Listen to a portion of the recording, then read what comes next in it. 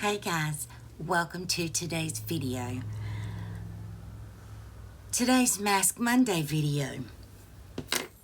However, it's really Saturday, but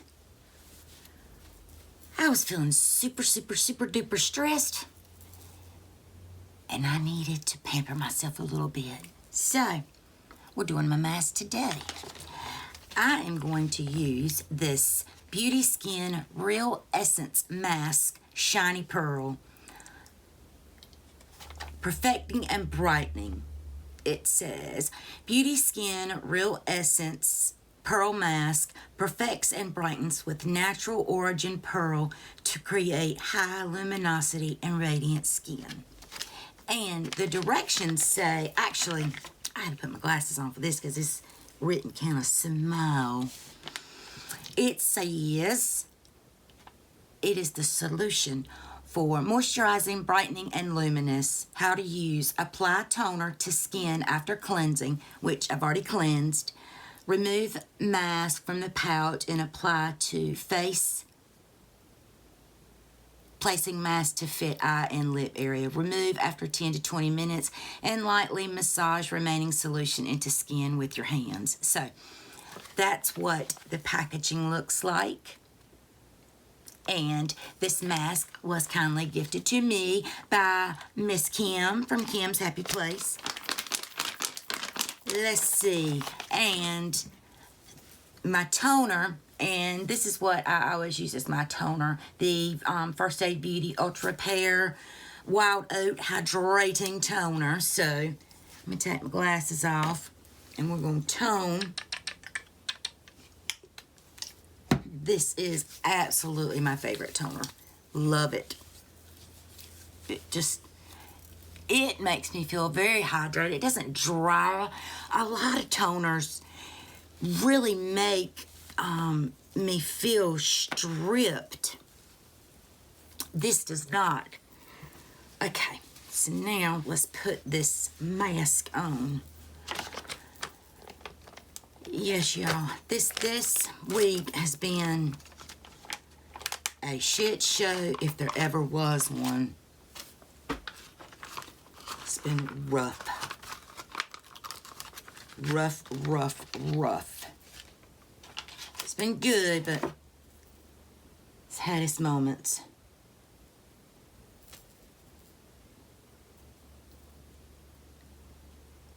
And to top it off, so, you guys, I know I've mentioned it, but my stove had been broken. Well, it was a flat top. Well, in our area, I don't know if this is nationwide or if this is just here, but there was a supply issue with the flat top stoves. Well, you know, in the meantime, I had, this side feels more. I have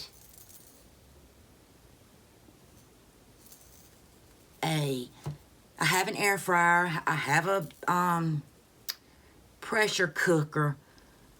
I have a crock pot. Whoo, this is one of those gold ones. And I even had a little induction burner, you know, for when we had gone camping and whatnot. So I had and a toaster and a microwave. So I had means to cook, so to speak. But anyway, so we finally got a stove, okay? Got it installed.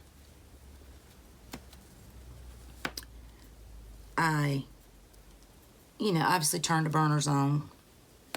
Make sure everything was going good. Was going to cook some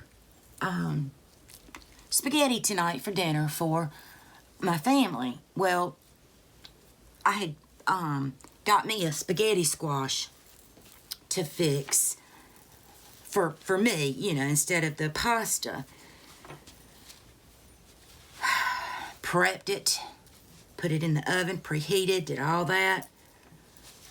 popped it in. About 20 minutes later, I happened to turn around because I had set the timer. Turned around and the damn thing was blank. I said, to be sure, the fuse didn't go off or whatever. No, the whole damn thing quit. So luckily my husband was home. He just happened to be outside, so my daughter and granddaughter were over here. There isn't any excess in this, which is good. It was all on the mask.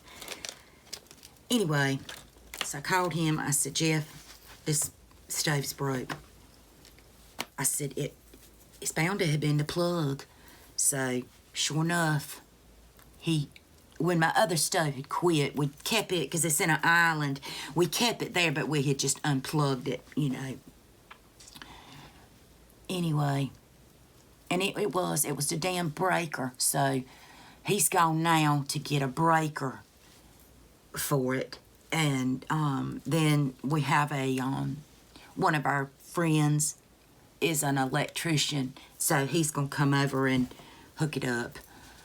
But I was just like, really? I mean, it's icing on the daggone cake. So, in honor of that, because my face is permanently have the resting bitch face on it,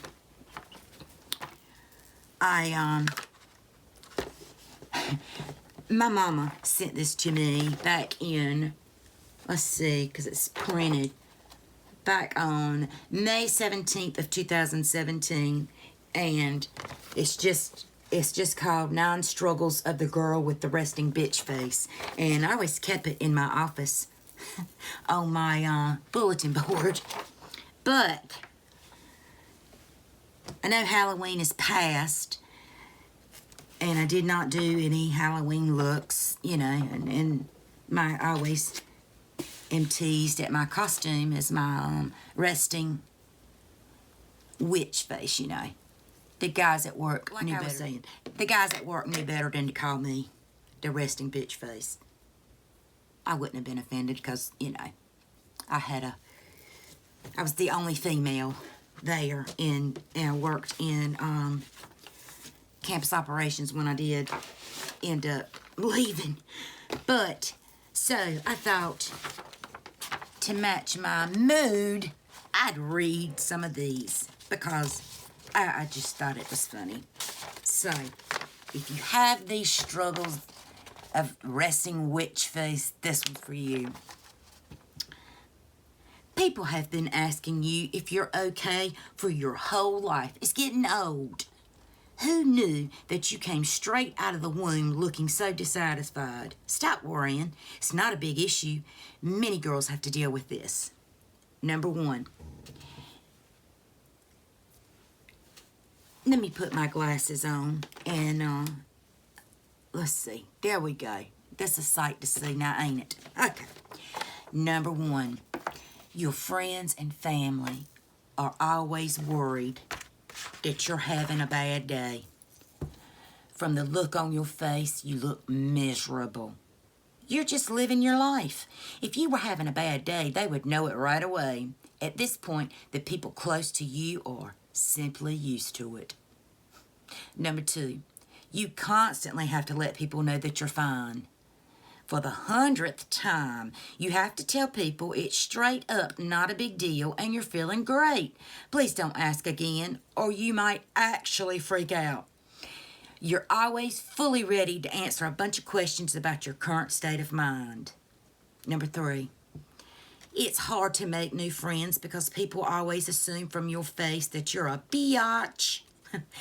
Well, the answer is no. You're actually a great friend if they gave you a chance or had the courage to talk to you.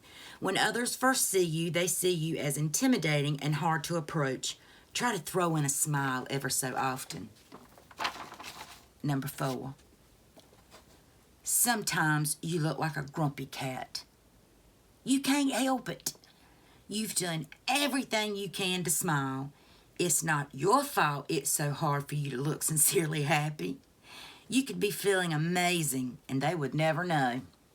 Number 5, people assume you're a judgmental person. It becomes very frustrating. By the looks of it, you're just going to stop convincing them because it's not working. But if you aren't smiling, people always assume something is wrong with you.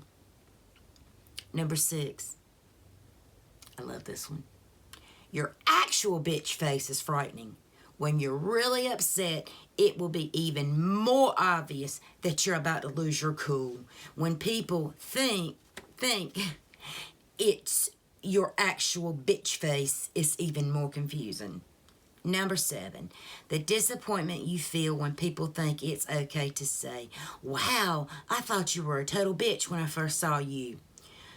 Cue the constant overthinking about the fact that other people could be feeling the same way. Such a struggle.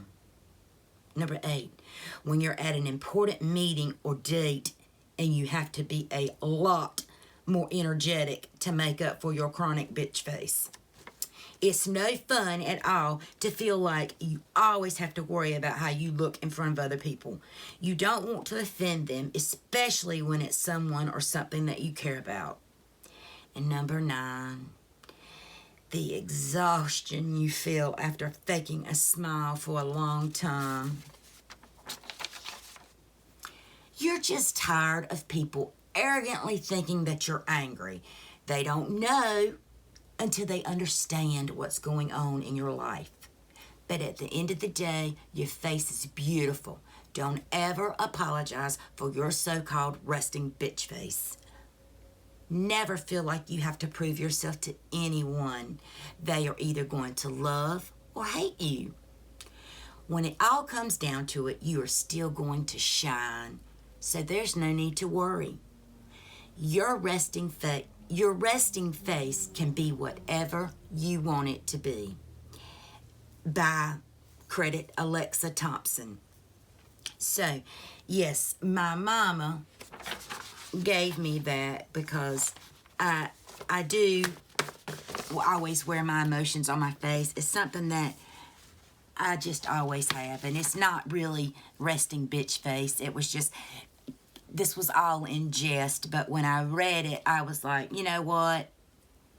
This is spot on, and it always kind of gave me a chuckle when I needed to read it, or, you know, anybody that came in my office, it always sat, I had it pinned right there in the corner, and I kept it on my bulletin board so you could always see it. And when I retired, left on disability, I took, of course, all my things with me, so that always gave me a chuckle. And I said, you know what, I'm going to read this in my next video because I think it's just hilarious, and it kind of gives us some validation, I think. But at any rate, and I was going to let you guys know that I'm currently reading The Luckiest Girl Alive by Jessica Knoll. Now, they made a movie out of this. It's on Netflix. I haven't seen it. I am one that wants to read the book before I watch a movie. And I will critique the shit out of it. It's just who I am. And I've had this book for years and years. This book was copyrighted. Let's see when it was copyrighted. In 2015. And I think I got it at a thrift store because I don't see any kind of stickers. And the packaging really got to me because the back of the book doesn't give you the synopsis. Usually it's on the inside, you know, this inside cover. And when I read it, I thought, you know what, this looks good. And I really liked the black rose on the top. I judged a book by its cover, honestly. And, you know, I had this when we lived at our house before, when we moved, you know, it was on my bookshelf. And I just kind of hadn't got around to reading it, honestly. And then I saw this pop up on Netflix, and when I read the the little description, I didn't watch the trailer of it, but I read the description. It said it was based on the book by Jessica Noel. I was like, perfect. So I grabbed it out, and I have been, in my pity party of one, I have been reading it. So I will let y'all know if you're interested in that. Just leave me a comment and say, no, it's not really something that I want to see, or, stick to what you're doing. But anyway, all right, guys, that's it for today's Mask Monday. I am feeling much more energized. I got a chance to relax. This Mask Monday turned into a nice little therapy session. So, thank you. I hope you guys have a wonderful week, and I will see you in my next video. Bye.